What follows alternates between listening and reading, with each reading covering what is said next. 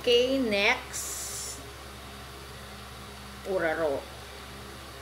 Last na to na i-review ko. Wala na akong i-review.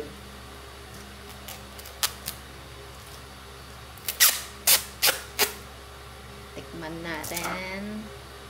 Kung ganito pa rin yung lasa nung pinapasalubong nila Auntie Cecil tuwing umuwi sila ng Pampanga. Uraro or sampagita ang tawag namin dahil shape ng sampagita. Man natin.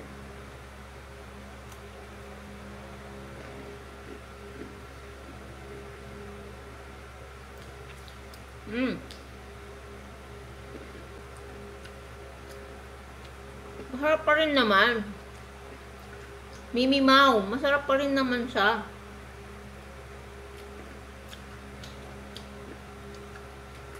Hindi nga lang yung dati na nagme-melt sa mouth, ganun.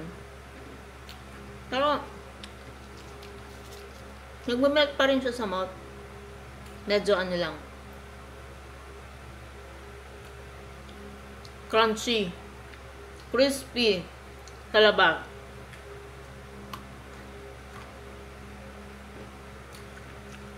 Medyo may bite. Pero masarap siya. Okay siya para sa akin.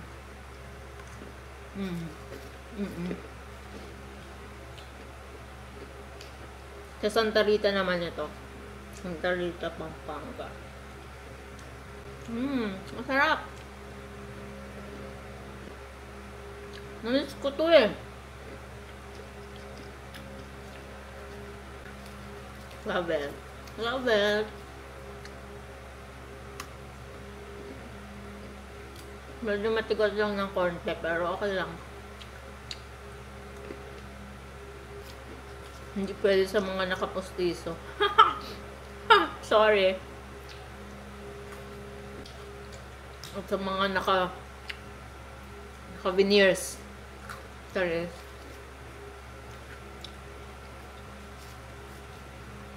Kasi pag ginagat mo ng ganyan, pwedeng matanggal ang veneers.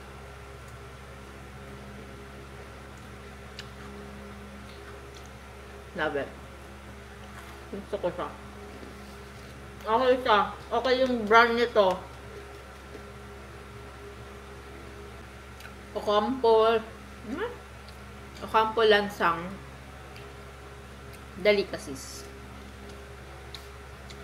Try nyo din to. Yan o. Can you see it? Can you see it? Parang sampagitan, no? Kaya sampagitan tawag namin dito eh.